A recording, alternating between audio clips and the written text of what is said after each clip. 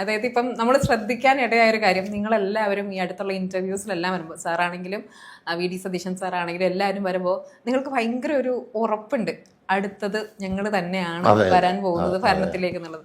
അപ്പോൾ നിങ്ങൾക്ക് അത്രത്തോളം ഒരു പ്രിപ്പറേഷൻ എങ്ങനെയാണ് ശരിക്കും പറഞ്ഞാൽ? നിങ്ങൾക്ക് ഒരു ബ്ലൂ പ്രിന്റ് ഉണ്ടോ കയ്യിൽ? നിങ്ങൾക്ക് തീർച്ചയായിട്ടും ഉണ്ട്. നമുക്ക് നാളെ നമ്മൾ അധികാരത്തിൽ വന്നാൽ എന്ത് ചെയ്യണം? ഈ കേരളത്തെ കഴിഞ്ഞ 10 വർഷം ഒരു ലോങ് പീരീഡാണ്. വാസ്തവത്തിൽ ശ്രീ പിണറായി വിജയന് കിട്ടിയ ഒരു നല്ല 10 വർഷം. പക്ഷെ അദ്ദേഹത്തിന് ഒന്നും ചെയ്യാൻ പറ്റിയില്ല.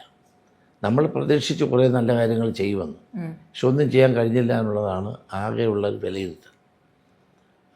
ഞങ്ങൾ വന്നാൽ തീർച്ചയായിട്ടും ഞങ്ങൾക്കൊരു ബ്ലൂ പ്രിൻ്റ് ഉണ്ടാവും. നാളെ കേരളം എങ്ങനെയാകണം, കേരളത്തിലെ ജനങ്ങൾക്ക് എന്തെല്ലാം മാറ്റം ഉണ്ടാകണം, എങ്ങനെ ജനങ്ങളെ മുന്നോട്ട് കൊണ്ടുപോകണം, കേരളത്തിൻ്റെ മൊത്തത്തിലുള്ള പുരോഗതി എങ്ങനെ കൈവരിക്കാം, ഈ ദൈവത്തിൻ്റെ സ്വന്തം നാട് എങ്ങനെ നമുക്ക് മാറ്റാം. ഇതിപ്പോൾ ചെകുത്താൻ നാടായിട്ട് മാറ്റിക്കൊണ്ടിരിക്കുകയാണ് ഈ ഗവൺമെൻറ്. അപ്പോൾ അതിൽ നിന്ന് വ്യത്യസ്തമായി ഒരു അജണ്ട, ഒരു ബ്ലൂ പ്രിൻ്റ് തയ്യാറാക്കിക്കൊണ്ടാണ് ഞങ്ങൾ മുന്നോട്ട് പോകാൻ ആഗ്രഹിക്കുന്നത്. സർ അടുത്ത CM ആയി വരികയാണെങ്കിൽ ഏറ്റവും ആദ്യം ചെയ്യാൻ പോകുന്ന ഒരു 2-3 കാര്യങ്ങൾ എന്ന് പറയാം. ഏറ്റവും പ്രധാനമായിട്ട് ചെയ്യേണ്ട അറ്റൻഷൻ കൊടുക്കേണ്ടത് നമ്മുടെ വിദ്യാഭ്യാസ മേഖലയ്ക്കാണ്. നമ്മുടെ കുട്ടികളൊക്കെ ഇന്ന് വിദേശ രാജ്യങ്ങളിലേക്ക് പോയിക്കൊണ്ടിരിക്കുകയാണ്. ആരും ഇവിടെ നിൽക്കുന്നില്ല. കേരളത്തിൽ നിൽക്കാൻ പോലും താല്പര്യമില്ല. കോളേജുകളിലൊക്കെ കുട്ടികൾ പഠിക്കുന്ന വലിയ വലിയ കെട്ടിടങ്ങളുണ്ട്, പക്ഷേ അത് പഠിക്കാൻ കുട്ടികളില്ല. അതിൻ്റെ കാരണം എന്താ? ഇവിടെ VC-മാരെ നിയമിക്കാൻ വേണ്ടി ഇവിടെ അടിയാണ്. VC-മാരില്ലാത്ത യൂണിവേഴ്സിറ്റികൾ, പരീക്ഷ സമയത്ത് നടത്താത്ത യൂണിവേഴ്സിറ്റികൾ, ഇങ്ങനെ വന്ന് ഇതിൻ്റെ നിലവാര തകർച്ച. അപ്പോൾ അന്താരാഷ്ട്ര നിലവാരമുള്ള കോളേജുകളിൽ പഠിക്കാൻ കുട്ടികൾക്ക് താല്പര്യം. പിന്നെ അവിടെ പോയാലോ പഠിത്തം കഴിഞ്ഞാൽ ജോലി കിട്ടും, പഠിത്തത്തോടൊപ്പം ജോലി കിട്ടും. പിന്നീട് അവരൊക്കെ അവിടെ താമസിക്കാൻ പറ്റും. അങ്ങനെ കേരളത്തിൽ നിന്ന് വലിയൊരു എക്സോഡസ് ഉണ്ടാവുകയാണ്. കേരളത്തിൽ കൂട്ടമായിട്ട് ആളുകൾ പലായനം ചെയ്യുക. അത് നിർത്തുക എന്നുള്ളതാണ് ഏറ്റവും പ്രധാനപ്പെട്ട കാര്യം. കേരളം ഒരു ഓൾഡ് ഏജ് ഹോമായി മാറാൻ പാടില്ല. ഇവിടുത്തെ കുട്ടികൾക്ക് ഇവിടെ മെച്ചപ്പെട്ട അന്താരാഷ്ട്ര നിലവാരത്തിലുള്ള വിദ്യാഭ്യാസം കിട്ടണം, ജോലി കിട്ടണം, ഇവിടെ താമസിക്കാനുള്ള അവസരം ഉണ്ടാകണം. ഇതെല്ലാം ഉണ്ടാകണമെങ്കിൽ എന്താ വേണ്ടേ? നമുക്കതിനുള്ള കാഴ്ചപ്പാട് വേണം. ഇവിടെ ഒരു വിദേശ യൂണിവേഴ്സിറ്റി വരുന്നതിനെ പറ്റി ആലോചിച്ചപ്പോൾ, വിദേശ യൂണിവേഴ്സിറ്റികൾക്ക് ഇവിടെ അങ്ങനെ അതിനെ ആലോചിച്ചപ്പോൾ തന്നെ നമ്മുടെ ശ്രീനിവാസനെ SFIക്കാർ വഴിവെച്ച് അദ്ദേഹത്തെ തടഞ്ഞു നിർത്തി അടിക്കുക വെച്ച്. അത് ഉന്നത വിദ്യാഭ്യാസ കൗൺസിലിൻ്റെ ചെയർമാനായിരുന്നു. ഇപ്പം 10 വർഷം കഴിഞ്ഞിട്ടാണ് ഈ ഗവൺമെൻറ് പ്രൈവറ്റ് യൂണിവേഴ്സിറ്റി കൊണ്ടുവരാൻ നോക്കിയത്. 10 വർഷം വേണ്ടി വന്നു CPM-ന് കാര്യങ്ങൾ ബോധ്യപ്പെടാൻ. ഇപ്പം എന്നിട്ട് ആ ബില്ല് ഇതുവരെ ഒപ്പിട്ടിട്ടില്ല ഗവർണർ. അപ്പം നമ്മുടെ കാഴ്ചപ്പാടിൽ മാറ്റം ഉണ്ടാവണം.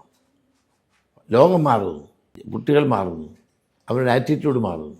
തീർച്ചയായിട്ടും ഇപ്പം നമ്മൾ പലപ്പോഴും പല സബ്ജക്ട്സിൻ്റെ കാര്യത്തിലും പറയുമ്പോഴേ, ഇപ്പോൾ MBA പഠിക്കുന്നത് 10-15 വർഷം മുൻപുണ്ടായിരുന്ന സെയിം സിലബസ് ആണ് ഇന്നും ഇവിടെ കേരളത്തിൽ നമ്മൾ പഠിച്ചുകൊണ്ടിരിക്കുന്നത്. ഒന്ന് നമ്മൾ സിലബസിൽ മാറ്റം വരുത്തണം. ആധുനിക കാലഘട്ടത്തിനനുസരിച്ച് നമ്മുടെ സിലബസിൽ മാറ്റം വരുത്തണം.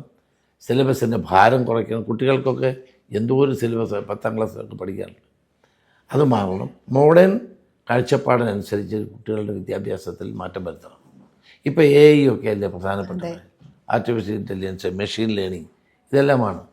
അപ്പോൾ റോബോട്ടിക് ശസ്ത്രക്രിയകൾ നടക്കുന്നു. അപ്പം മനുഷ്യൻ ചെയ്യേണ്ട കാര്യങ്ങൾ മുഴുവൻ യന്ത്രം ചെയ്യാൻ പോകുന്ന കാലമാണ്. ഡേറ്റയാണ് ലോകത്തിലെ ഏറ്റവും വലിയ വിലപിടിപ്പുള്ള സാധനം. അപ്പോൾ ഡേറ്റ അനലിറ്റിക്സ് ഉൾപ്പെടെയുള്ള പുതിയ പുതിയ മോഡേൺ കോഴ്സുകൾ, ഇതൊന്നും നമ്മുടെ കുട്ടികൾക്ക് പഠിക്കാൻ അവസരമില്ല. അതാണ് ഈ കുട്ടികൾ വെളിയിൽ പോകുന്നത്. പിന്നെ അവർക്ക് ഇവിടെ വന്ന് ജോലി കിട്ടുന്നില്ല. അതെ, അതാണ് ഈ പ്രധാന ഇത്. അവിടുന്ന് പഠിച്ചിറങ്ങിയാൽ പോലും ജോലി കിട്ടത്തില്ല, പിന്നെ നല്ല ശമ്പളം കിട്ടത്തില്ല.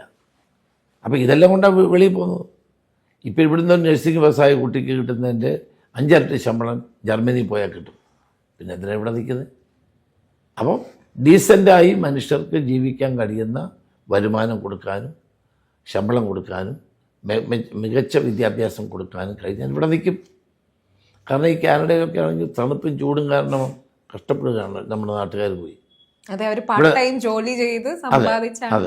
ജോലി പഠിക്കുന്നത്. അപ്പം ഇവിടെയും ആ തരത്തിലുള്ള വിദ്യാഭ്യാസത്തെ പറ്റി നമ്മൾ ആലോചിക്കണം. അപ്പം കേരളത്തിലെ വിദ്യാഭ്യാസ മേഖലയിലെ ഈ അനഭിലഷണീയമായ പ്രവണതകൾ ഇല്ലാതാക്കി കുറേ കൂടി മോഡേണായ, കുറേ കൂടി മാറ്റത്തിനനുസരിച്ച്, ലോകത്തിൻ്റെ മാറ്റത്തിനനുസരിച്ച് നമ്മളും മാറുന്ന ഒരു സ്ഥിതിശേഷം ഉണ്ടായെങ്കിലേ കുട്ടികളിവിടെ നിൽക്കും. അതുപോലെ തന്നെയാണ് ആരോഗ്യരംഗം. ആരോഗ്യരംഗം ഏറ്റവും ഒരു കാലത്ത് ആരോഗ്യവും വിദ്യാഭ്യാസ മേഖലയാണ് അങ്ങനെയാണ് അറിയപ്പെട്ടുകൊണ്ടിരുന്നത്. നമ്മൾ യൂറോപ്യൻ സ്റ്റാൻഡേർഡാണ്, നമ്മൾ കേരള മോഡൽ എന്ന് അമർത്യസൻ വിളിച്ചത് അതുകൊണ്ടാണ്. ഇന്നിപ്പോൾ അതിൻ്റെയൊക്കെ നിറം മങ്ങിയല്ലോ. ഇന്നിപ്പം മെഡിക്കൽ കോളേജിൽ പോയ നമുക്ക് വേണ്ടത്ര ഇൻഫ്രാസ്ട്രക്ചർ ഇല്ല, മരുന്നില്ല, സ്റ്റാഫില്ല, ഡോക്ടേഴ്സ് ഇല്ല. പക്ഷെ സ്റ്റിൽ ഇന്ത്യയിൽ നമ്മൾ എല്ലാവരും കേരളത്തിനെ ഉറ്റുനോക്കുന്നത് നമ്മുടെ ഹെൽത്തും ലിറ്ററസിയും വെച്ചിട്ട് തന്നെയാണ് തോന്നുന്നത്. നമ്മൾക്ക് ഇവിടെ പ്രശ്നങ്ങൾ ഉണ്ടെങ്കിൽ പോലും ഈ രണ്ട് കാരണങ്ങളാണ് ഇന്ത്യ തന്നെ കേരളം മുൻപന്തിയിൽ. പക്ഷേ ഇപ്പം ഈ മാറുന്ന സാഹചര്യങ്ങൾക്കനുസരിച്ച് നമ്മൾ മാറണം. ഇവിടെ സർക്കാർ ആശുപത്രി മാത്രമല്ല, പ്രൈവറ്റ് ആശുപത്രികൾ ധാരാളമുണ്ട്. പക്ഷെ അവിടുത്തെ ചിലവ് നമുക്ക് സഹിക്കാൻ കഴിയത്തില്ല. വലിയ ചാർജാണ്. അതിനൊരു യൂണിവേഴ്സൽ ഇൻഷുറൻസ് സ്കീം ഞങ്ങൾ കൊണ്ടുവരും. എല്ലാവരും ഇൻഷുർ ചെയ്യുക. അപ്പോൾ ഒരു മെഡിക്കൽ കോളേജിൽ പോകുന്നതിനേക്കാൾ ഒരു പ്രൈവറ്റ് ആശുപത്രിയിൽ പോയാൽ നല്ല ചികിത്സ കിട്ടുന്ന ആൾ പോകും. പക്ഷെ അവിടെ ചിലവ് ഇപ്പം എറണാകുളത്ത് തന്നെ എത്ര പ്രൈവറ്റ് ആശുപത്രികളുണ്ട്. അവിടുത്തെ ചികിത്സാ ചിലവ് വളരെ കൂടുതലാണ്. അപ്പം ഒരു യൂണിവേഴ്സൽ ഇൻഷുറൻസ് സ്കീം ഉണ്ടെങ്കിൽ, മറ്റു രാജ്യങ്ങളിലെല്ലാം ഉണ്ടല്ലോ, ഉണ്ടെങ്കിൽ അവർക്ക് ഈ ചിലവ് വളരെ കുറയ്ക്കാൻ പറ്റും. അങ്ങനെ ഒരു പരിപാടിയെ പറ്റി പ്ലാനിലുണ്ട്. പിന്നെ പ്രൈവറ്റ് ആശുപത്രികൾക്കും നമ്മൾക്ക് കുറഞ്ഞ നിലവിൽ സാധുക്കളായ ആളുകളെ സഹായിക്കാൻ കഴിയുന്ന പുതിയ പദ്ധതികൾ ആവിഷ്കരിക്കണം. അപ്പം സർക്കാർ ആശുപത്രിയിലുള്ള പ്രഷർ കുറയും. സർക്കാർ ആശുപത്രിയിൽ എന്തോ ഒരാളാണ് വരുന്നത്, ഒരു ഡോക്ടർക്ക് ഒ പിയിലിരിക്കുന്ന ഒരു ഡോക്ടർക്ക് താങ്ങാൻ കഴിയത്തില്ല. അതെന്തുകൊണ്ടാണ്? സാമ്പത്തിക ബുദ്ധിമുട്ടുള്ളത് കൊണ്ട് അവരോട് വരും. ഇതിനേക്കാൾ മെച്ചപ്പെട്ട സൗകര്യങ്ങളിടത്ത് പോകാൻ കഴിയുന്നില്ല, കാരണം കൈ കാശില്ല. അപ്പം അതിന് പ്രൈവറ്റ് ആശുപത്രികളുമായി സംസാരിച്ച്